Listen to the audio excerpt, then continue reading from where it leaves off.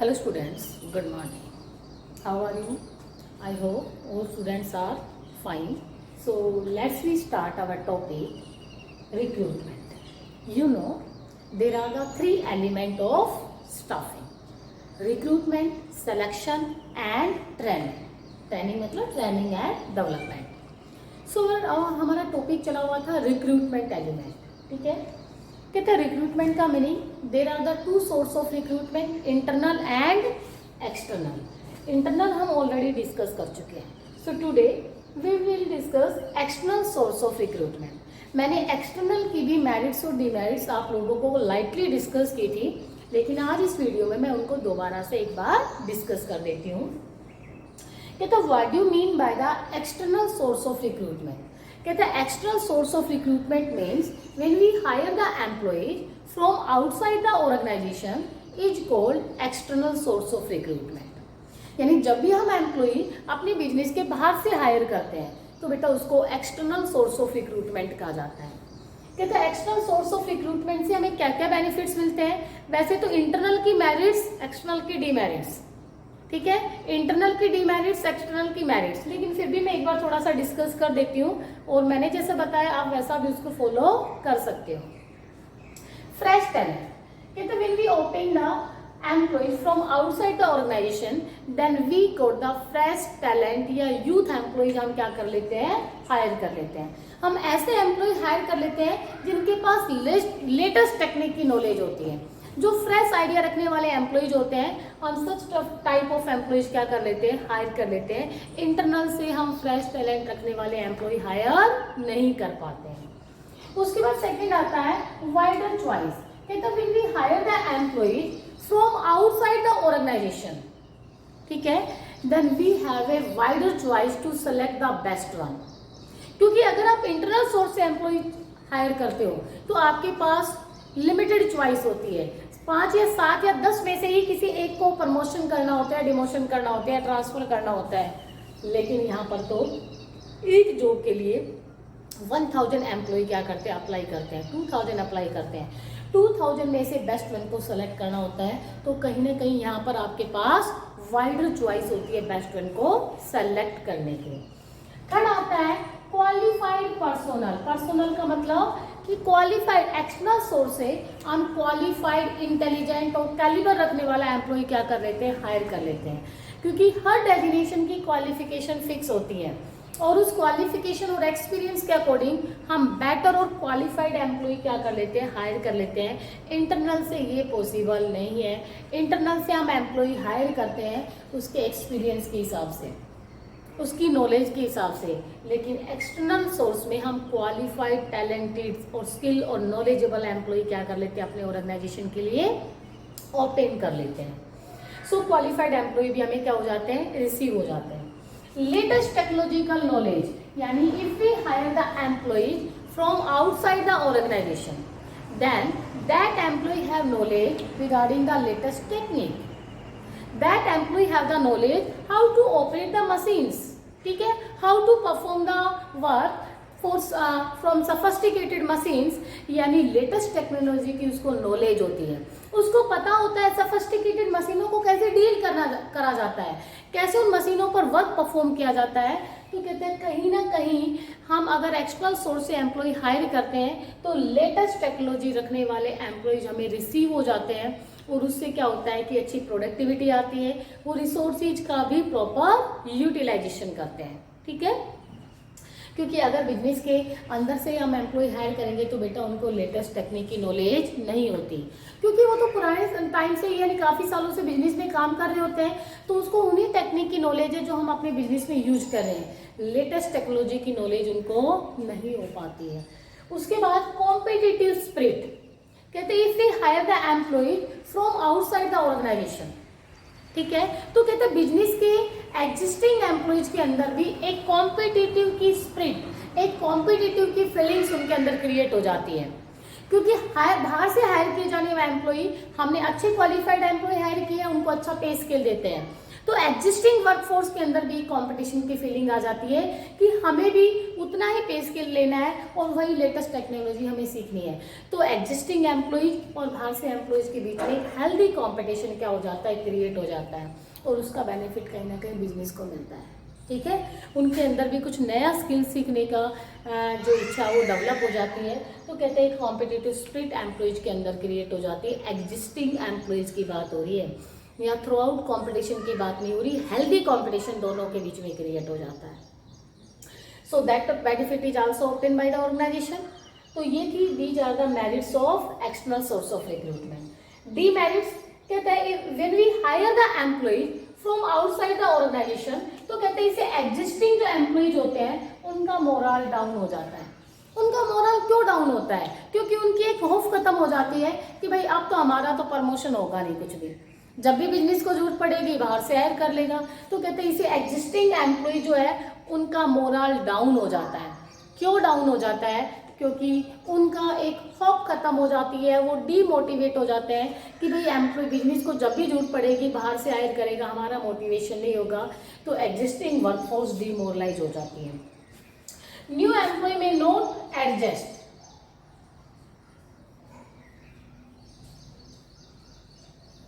ठीक है, in the rules and regulation. कहता है एक नया एम्प्लॉय अगर हम बिजनेस में हायर करते हैं तो कहते हैं वो जल्दी से हमारे बिजनेस के रूल्स रेगुलेशन के अकॉर्डिंग एडजस्ट नहीं हो पाता है, और एडजस्ट ना होने की वजह से ही लेबर टर्नओवर रेट क्या हो जाती है, हाई हो जाती है। क्योंकि अगर उसको हमारे बिजनेस का सिस्टम, काम करने के मेथड्स पसंद नहीं आते तो फिर वो हमारे बिजनेस से क्या कर देता है, स्विच ऑफ कर जाता है। और स्विच ऑफ करेगा तो डेफिनेटली क्या हो जाता है, लेबर टर्नओवर रेट क्या हो जाती है, हाई हो जाती है। तो एक हमें ये होता है कि भाई कहीं ना कहीं नए एम्प्लॉय प्रॉपर रूल्स रेगुलेशन से फेमिलियर ना होने की वजह से भी लेबर टर्नओवर रेट क्या हो सकती है, हाई हो सकती है। थर्ड आता है इट इज एक्सपेंसिव। भाई if we hire the employees from outside the organisation तो एडवर्टीजमेंट वगैरह का एक्सपेंस आपको बियर करना पड़ता है। सिलेक्शन कमेटी आपको हायर करनी पड़ती है, सिलेक्शन कमेटी पर स्पेशल आपको एक्सपेंस इंक्लूड करना पड़ता है, उनको लार्ज अमाउंट यानी सैलरी पेमेंट करनी पड़ती है।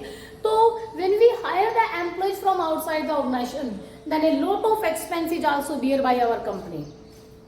बहुत सारा एक्सपेंस हमारी कंपनी क्या करती है, बियर करती है। क्यों बियर करती है? क्योंकि अगर हमने बिजनेस के बाहर से एम्प्लॉय हायर कर लिया तो बेटा ऐड वगैरह और बहुत सारा खर्चा कंपनी बियर करने पड़ती है, तो काफ़ी कॉस्टली प्रोसेस होती है, कॉस्टली है ये, ठीक है, ये कॉस्टली सोर्स है। अगर इंटरनल से हायर करते हैं तो such type of expense are not bear by our company. Lengthy process है, कहता है when we hire the employees from outside the organisation then it is very lengthy process external source की। क्यों? क्योंकि ऐड निकालनी पड़ती है, फिर जितने भी एम्प्लॉइज जो इंटरेस्टेड होते हैं वो जॉब के लिए अप्लाई करते हैं। अप्लाई करने के बाद हम क्या करते हैं, उनमें से सेलेक्ट करते हैं बेस्ट कैंडिडेट्स को, उनको हम रिटन टेस्ट के लिए कॉल करते हैं, फिर उनका इंटरव्यू लेते हैं, फिर बेस्ट वन को सेलेक्ट करते हैं। तो बेटा it is very lengthy process, long process होती है, ठीक है। जबकि इंटरनल में इस टाइप की कोई लॉन्ग प्रोसेस हमें फॉलो नहीं करनी पड़ती। सो ये काफ़ी लेंथी प्रोसेस है। So these are the demerits of, ठीक है, एक्सटर्नल सोर्स ऑफ रिक्रूटमेंट, ठीक है।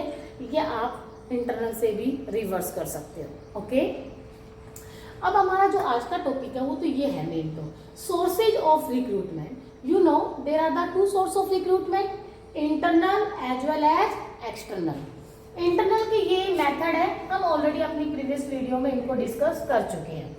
Promotion, demotion, transfer and lay off. इधर सारे बच्चे ध्यान से देखें, एक्सटर्नल सोर्स के कौन कौन से मेथड है। सबसे फर्स्ट वन आता है डायरेक्ट रिक्रूटमेंट, और सेकंड वन आता है फैक्ट्री गेट, थर्ड आता है casual caller, fourth advertisement, fifth आता है employment exchange, sixth one placement agency and management consultant, seventh one campus recruitment, recommendation from present employees, labour contractor, advertising on television, और last one क्या है, web publishing. हम one by one करके एक एक की स्टडी करते हैं। फर्स्ट आपका आता है डायरेक्ट रिक्रूटमेंट। फर्स्ट कौन सा आ गया, डायरेक्ट रिक्रूटमेंट। कहते हैं डायरेक्ट रिक्रूटमेंट वो मेथड होता है जो जनरली हम फोर्थ क्लास के एम्प्लॉयज के लिए यूज करते हैं। इन दिस मेथड हम फैक्ट्री के गेट पे एक नोटिस पेस्ट कर देते हैं कि वी रिक्वायर 4 स्वीपर या 4 पियोन की हमें जरूरत है। आसपास के लोकल रीजन्स के लोग उस नोटिस को देखकर पर्टिकुलर जॉब के लिए क्या कर देते हैं, अप्लाई कर देते हैं। ठीक है, सो this method is called the direct recruitment method. तो डायरेक्ट रिक्रूटमेंट मेथड कभी भी हायर पोस्ट के लिए सूटेबल नहीं है।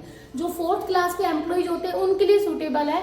और डायरेक्ट रिक्रूटमेंट में स्टूडेंट्स कुछ नहीं होता, एक नोटिस होता है, भाई वी रिक्वायर 4 स्वीपर 1 पियोन की जरूरत है। एक नोटिस बनाया, फैक्ट्री के गेट पे चिपका दिया। आसपास के लोकल रीजन के जितने भी पर्सन है, ठीक है, वो उस नोटिस को रीड करते हैं और पर्टिकुलर जॉब के लिए क्या कर देते हैं, अप्लाई कर देते हैं। So this method is called the direct recruitment method. बाहर का कोई बंदा नहीं आता उस नोटिस को देखने के लिए। फैक्ट्री गेट, जनरली हमारी बुक में फैक्ट्री गेट गिवन नहीं है, लेकिन मैं आपको बता देती हूँ फैक्ट्री गेट भी एक मेथड होता है। ये मेथड भी 4th क्लास के एम्प्लॉयज के लिए यूज किया जाता है। लेकिन फैक्ट्री गेट और डायरेक्ट रिक्रूटमेंट में डिफरेंस होता है। फैक्ट्री गेट में जॉब सीकर्स खुद मेरे फैक्ट्री के गेट पर आता है और गेट कीपर से पूछते हैं, have any vacancy for the peon. Gate keeper से that yes there is a vacancy in our organisation, और कहता है उससे इंफॉर्मेशन के बिहार पर ही वो पर्टिकुलर जॉब के लिए क्या कर देते हैं, अप्लाई कर देते हैं। So this method is called the factory gate. Factory के गेट पर कोई नोटिस नहीं लगाया जाता है, बल्कि खुद जॉब सीकर्स आकर और गेट कीपर से पूछते हैं कि भाई कोई वैकेंसी है या पियोन की, स्वीपर की। तो गेट कीपर उनको देता है, बोलता है यस वैकेंसी है, और उस इंफॉर्मेशन के बिहार पर ही वो पर्टिकुलर जॉब के लिए क्या कर देते हैं, अप्लाई कर देते हैं। ठीक है, सो बेटा उस मेथड को फैक्ट्री गेट मेथड कहा जाता है। ये भी 4th क्लास के एम्प्लॉयज के लिए ही सूटेबल मेथड है। तो डायरेक्ट रिक्रूटमेंट में नोटिस लगाया जाता है, और इसमें नोटिस ना लगा के खुद आपके जो अनएम्प्लॉयड पर्सन है, जो जॉब सीकर्स है, वो पूछते हैं, वो पर्टिकुलर जॉब के लिए अप्लाई कर देते हैं। तो उस मेथड को क्या बोला जाता है, factory gate. Okay, third will भी आता है आपका कैजुअल कॉलर। कहता है casual caller very important method है। जनरली जो रेपुटेटेड ऑर्गेनाइजेशंस होती हैं, उन ऑर्गेनाइजेशंस में कैजुअल कॉलर मेथड यूज किया जाता है। इन कैजुअल कॉलर में क्या होता है कि इन रेपुटेटेड ऑर्गेनाइजेशंस में जॉब सीकर्स या unemployed persons is also comes in our office and ask the receptionist have any vacancy for the particular या अकाउंटेंट पोस्ट, या अकाउंटेंसी सब्जेक्ट के लिए कोई पोस्ट है, या मैनेजर्स के लिए कोई पोस्ट है, ठीक है, have any vacancy for accountant post. The receptionist से that there is no vacancy at that time, ठीक है, there is no vacancy right now, but you submit your resume in future when the vacancy are arise in our organization then I will call you। तो वो अपना resume submit करके चला जाता है और वो रिज्यूम एक फाइल में लगा दिया जाता है। उस फाइल में उन कैंडिडेट्स का रिज्यूम भी होता है जो पहले सिलेक्शन प्रोसेस में रिजेक्ट हो चुके होते हैं, या किसी रीजन से उनका सिलेक्शन नहीं हुआ, उनके रिज्यूम भी होते हैं। अगर साल के बीच में कभी भी वैकेंसी वैकेंट या कोई भी पोस्ट वैकेंट हो जाती है, तो उस फाइल में जितने भी कैंडिडेट्स का रिज्यूम होता है, उन रिज्यूम में से किसी भी कैंडिडेट को, जो भी सूटेबल कैंडिडेट्स होता है, हम उनको इंटरव्यू के लिए क्या कर देते हैं, कॉल कर देते हैं। तो बेटा उस मेथड को क्या बोला जाता है, कैजुअल कॉलर्स बोला जाता है। फॉर एग्जाम्पल है, जैसे हमारा स्कूल है, ठीक है, तो स्कूल में जब भी वैकेंसी होती है तो सेशन के स्टार्टिंग में हम कर लेते हैं, लेकिन फिर भी जॉब सीकर्स आते रहते हैं बीच में भी, सेशन के बीच में भी, और रिसेप्शन पे आके पूछते हैं कि भाई कोई वैकेंसी है, मान लो मैथ सब्जेक्ट की है, अकाउंटेंसी की है, बिजनेस स्टडीज़ की है, इकोनॉमिक्स की है, या केमिस्ट्री की है, फिजिक्स की है, पूछते हैं। तो रिसेप्शनिस्ट कहते हैं at that time there is no vacancy, अब बट आप अपना रिज्यूम सबमिट करो। तो अपना बायोडाटा क्या कर देता है, सबमिट करके चला जाता है। उस बायोडाटा को हम एक फाइल पे लगा देते हैं सब्जेक्ट वाइज। फ्यूचर में बाय द वे कोई टीचर बीच में छोड़ के चला जाता है, तो बेटा जो बायोडाटा हमारे पास पड़े हुए होते हैं, ऑलरेडी हमारी फाइल में लगे हुए होते हैं, उन बायोडाटा में से जो भी सूटेबल कैंडिडेट्स हमें लगता है उनको पर्टिकुलर जॉब के लिए हम क्या कर देते हैं, अप्लाई कर देते हैं, ठीक है, या उन कैंडिडेट्स को हम इंटरव्यू के लिए क्या कर देते हैं, कॉल कर देते हैं। तो बेटा उस मेथड को क्या बोला जाता है, कैजुअल कॉलर मेथड। ये जनरली रेपुटेटेड ऑर्गेनाइजेशंस ही यूज करती हैं। क्यों? क्योंकि रेपुटेटेड ऑर्गेनाइजेशंस के पास ही अनएम्प्लॉयड या जॉब सीकर्स ऑटोमेटिक अपने आप आते हैं, बुलाते नहीं है वो, ठीक है। तो रेपुटेटेड ऑर्गेनाइजेशंस ही इसको क्या करती है, यूज करती है। ओके, उसके बाद आता है एडवर्टाइजिंग। देखो बेटा, एक तो एडवर्टाइजिंग यहाँ दे दिया, और एक आपका एडवर्टाइजिंग दे रखा है, एडवर्टाइजिंग ऑन टेलीविजन दे रखा है, एक एडवर्टाइजिंग आपको यहाँ दे रखा है। समझ आ रहा है? एडवर्टाइजिंग का मतलब होता है सबसे पॉपुलर सोर्स है रिक्रूटमेंट का। Advertising is very popular source of recruitment. क्यों है सबसे पॉपुलर? क्योंकि जब भी कोई वैकेंसी अराइज होती है तो जनरली हम टीवी, न्यूज़पेपर, जर्नल्स, मैगजीन्स में क्या देते हैं? ऐड देते हैं, और उस ऐड के थ्रू लोगों को इनवाइट करते हैं कि वो जॉब के लिए क्या करें? अप्लाई करें। It's a very popular method of external source of recruitment. लेकिन यहाँ टीवी की एडवर्टीजमेंट अलग से दे रखी है, तो आपको इस एडवर्टाइजिंग में सिर्फ न्यूज़पेपर, मैगजीन और जर्नल्स की एड इंक्लूड करनी है। टीवी वाली एड के लिए अलग से एक्सप्लेनेशन देनी होगी। अगर ये अलग से मेथड नहीं होता तो आप टीवी की एड भी इसी में इंक्लूड कर सकते थे। समझ आ रहा है? तो कहता है advertising is very popular method of the recruitment. In this method, ठीक है, we give the information regarding the vacant post in any newspaper, journal या फिर किसी भी मैगजीन में आप अपनी कंपनी की जो वैकेंट पोस्ट होती है उसकी इन्फॉर्मेशन डिस्प्ले कर देते हो, और उस एडवर्टीजमेंट को देखकर लोग पर्टिकुलर जॉब के लिए क्या कर देते हैं? अप्लाई कर देते हैं। ठीक है, सो this method is called the advertising method. काफ़ी लोग यूज करते हैं, आप लोग भी देखते हो, स्कूलों की ऐड आती है न्यूज़पेपर में, लिखा जाता है पर्टिकुलर उस डे आपका इंटरव्यू होगा, तो उसी दिन लोग इंटरव्यू के लिए क्या कर देते हैं? अपना बायोडाटा लेके आ जाते हैं और इंटरव्यू के लिए अप्लाई कर देते हैं। बेटा बस इसमें इतना डिफरेंस है कि ये टीवी के थ्रू ऐड होती है। एडवर्टाइजिंग ऑन टेलीविजन में भी हम क्या करते हैं? पर्टिकुलर पोस्ट के लिए टीवी में ऐड डाल देते हैं। जैसे टीवी में आप लोग देखते होंगे बहुत सारे चैनल्स हैं, जैसे मान लो मुझे रेवाड़ी लोकल चैनल के लिए लोकल पर्सन ही चाहिए, तो मैं लोकल चैनल यूज करती हूँ ऐड के लिए, जिसको बोला जाता है रेल। ठीक है, लोकल चैनल हमारा जो है, तो उस चैनल पे मैंने अपने पर्टिकुलर सोप के लिए सेल्समैन चाहिए, या फिर मैं अपनी सेल को इंक्रीज करने के लिए ऐड कर रही हूँ, किसी भी टाइप की मैं ऐड कर रही हूँ, तो कहता है उस टेलीविजन में, उस टीवी में हम अपनी ऐड क्या कर देते हैं? डिस्प्ले कर देते हैं। आसपास के लोग उस ऐड को देखकर जॉब के लिए क्या कर देते हैं, या जिन्होंने भी वो चैनल में वो इन्फॉर्मेशन देखी, तो उस टीवी की इन्फॉर्मेशन या उस ऐड को देखकर जॉब के लिए क्या कर देते हैं? अप्लाई कर देते हैं। उसको बोला जाता है एडवर्टाइजिंग ऑन टेलीविजन। समझ आ गया? बस टीवी के थ्रू ऐड करना होता है, और ऐड को देखकर लोग जॉब के लिए अप्लाई कर देते हैं, तो उसको एडवर्टाइजिंग ऑन टेलीविजन बोला जाता है। इस एडवर्टीजमेंट में टीवी को छोड़कर न्यूज़पेपर, मैगजीन और जर्नल्स की ऐड आती है। लेकिन अगर हमें बहुत हायर लेवल का एम्प्लॉय चाहिए तो जनरली हम नेशनल लेवल का जो न्यूज़पेपर होता है उसमें हम एडवर्टीजमेंट निकालते हैं। लेकिन अगर हम लोअर लेवल का एम्प्लॉय चाहिए तो हम लोकल लेवल के न्यूज़पेपर में क्या करते हैं? एडवर्टीजमेंट निकालते हैं। लेकिन सबकी एडवर्टीजमेंट की फीस अलग अलग होती है, क्योंकि लोकल लेवल पे ऐड डालोगे तो ऑब्वियस बात है उसका चार्ज न्यूज़पेपर वाले कम लेते हैं, लेकिन नेशनल लेवल पे अगर आप न्यूज़पेपर में अपने ऐड डालते हो तो उसका चार्ज न्यूज़पेपर वाले ज़्यादा लेते हैं। ठीक है, तो है दोनों ही एडवर्टीजमेंट, कोई नया मेथड नहीं है। आप लोगों को ऑलरेडी पता होता है कि ऐड कैसे न्यूज़पेपर में आती है, और उस ऐड को देखकर हम कैसे जॉब के लिए अप्लाई करते हैं। उसके बाद आता है बेटा एम्प्लॉयमेंट एक्सचेंज। ठीक है, ये अच्छा है, एक बार ध्यान से देखना। एम्प्लॉयमेंट एक्सचेंज, और एक आता है अगले वाला placement agency and management consultant. इन दोनों में भी स्टूडेंट्स बड़े कंफ्यूज होते हैं, बड़े ध्यान से दोनों को समझना। एम्प्लॉयमेंट एक्सचेंज एक गवर्नमेंट अथोराइज एक्सचेंज होता है। एम्प्लॉयमेंट एक्सचेंज एक गवर्नमेंट अथोराइज एक्सचेंज होता है। हर डिस्ट्रिक्ट के सेंटर में हमारी गवर्नमेंट ने इस एक्सचेंज को क्या कर रखा है? एस्टैब्लिश कर रखा है। और कहता है एम्प्लॉयमेंट एक्सचेंज में अनएम्प्लॉयड पर्सन अपना बायोडाटा सबमिट करा के जाते हैं। जब भी कंपनियों में कोई वैकेंट पोस्ट होती है या कोई वैकेंसी अराइज होती है तो कंपनियां खुद इस एम्प्लॉयमेंट एक्सचेंज से कॉन्टैक्ट करती है और सूटेबल कैंडिडेट्स को हायर करती है।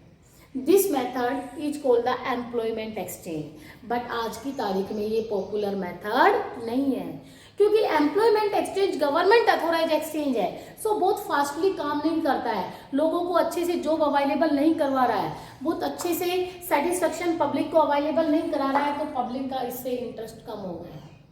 ठीक है, लेकिन जो अगला वाला है placement agency and management consultant, placement agency आज की तारीख का सबसे पॉपुलर मेथड है रिक्रूटमेंट का। प्लेसमेंट एजेंसी में क्या होता है कि भाई प्राइवेट अथोराइज एक्सचेंज है। पहले तो ये कोई भी प्राइवेट इंडिविजुअल पर्सन इसको ओपन कर सकता है, और कहता है प्राइवेट पर्सन्स जिनके पास भी मान लो थोड़ा बहुत भी किसी कंपनी से कोई अच्छा टाई अप होता है तो वो अपनी प्लेसमेंट एजेंसी ओपन कर लेती है। कोई भी एक दुकान किराए पे लिए अपनी खुद की दुकान ओपन की और प्लेसमेंट एजेंसी ओपन कर ली। प्लेसमेंट एजेंसी के पास भी अनएम्प्लॉयड पर्सन अपना बायोडाटा सबमिट करके जाते हैं, और प्लेसमेंट एजेंसी के ओनर के पास 2-4 कंपनियों के जो HR डिपार्टमेंट होता है, ह्यूमन रिसोर्स डिपार्टमेंट, और उसका मैनेजर जो ह्यूमन रिसोर्स मैनेजर होता है उससे इसका टाई अप होता है। क्योंकि जब भी कंपनी में कोई पोस्ट वैकेंट होती है तो HR मैनेजर अपनी लिस्ट बना के प्लेसमेंट एजेंसी के पास सेंड कर देता है। अब प्लेसमेंट एजेंसी वाले क्या करते हैं कि जितना भी बायोडाटा उनके पास आए हुए होते हैं उन बायोडाटा से कंपनी की रिक्वायरमेंट को मैच करते हैं।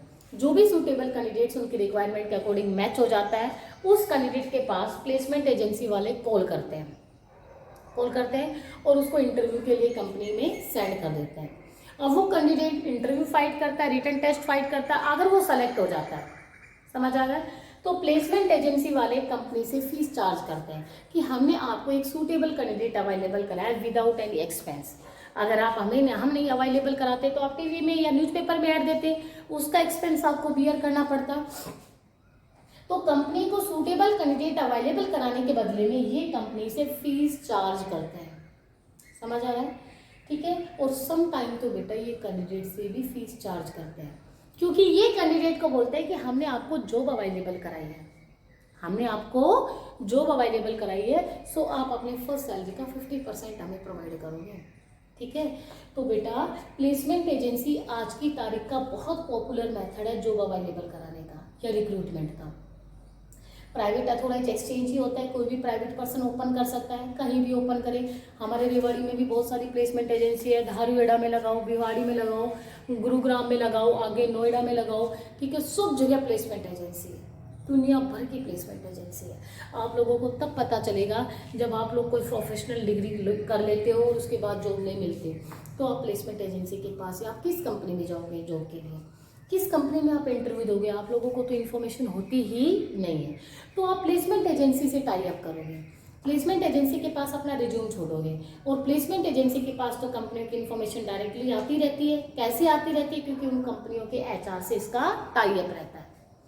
और जब भी इंफॉर्मेशन आती है तो उस इंफॉर्मेशन उनकी रिक्वायरमेंट को उनके बायोडाटा से मैच करता है कैंडिडेट्स की, जो सूटेबल उसको लग जाता है उसको इंटरव्यू के लिए क्या कर देते हैं, कॉल कर देते हैं।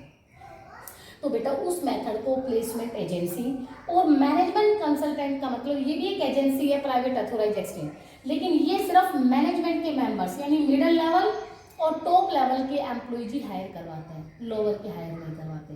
प्लेसमेंट एजेंसी हर टाइप का काम करती है, लोअर लेवल के एम्प्लॉय भी क्या करवाती है, हायर करवा देती है, ठीक है। तो ये दोनों चीजें कभी बच्चे सोचे कि अलग अलग है, placement agency and management consultant. Management consultant सिर्फ हायर लेवल के एम्प्लॉय हायर करवाती है, लेकिन है प्राइवेट अथॉराइज एक्सचेंज ये सभी टाइप के एम्प्लॉय क्या करती है, हायर करवा देती है। प्लेसमेंट एजेंसी जनरली लोअर के ज़्यादा करवाती है। तो गवर्नमेंट एक्सचेंज सेम काम, दोनों का सेम ही है, दोनों का सेम काम है। Employment exchange government authorise exchange है, ये कंपनी से कोई फीस नहीं लेता। क्यों? क्योंकि तो गवर्नमेंट सर्विस दे रही है, कंपनियों को सूटेबल कैंडिडेट्स अवेलेबल करा रही है, तो ये तो कंपनी से कोई फीस नहीं लेते। ये प्राइवेट अथॉराइज एक्सचेंज होते हैं जो प्राइवेट इंडिविजुअल पर्सन स्टैब्लिश करते हैं।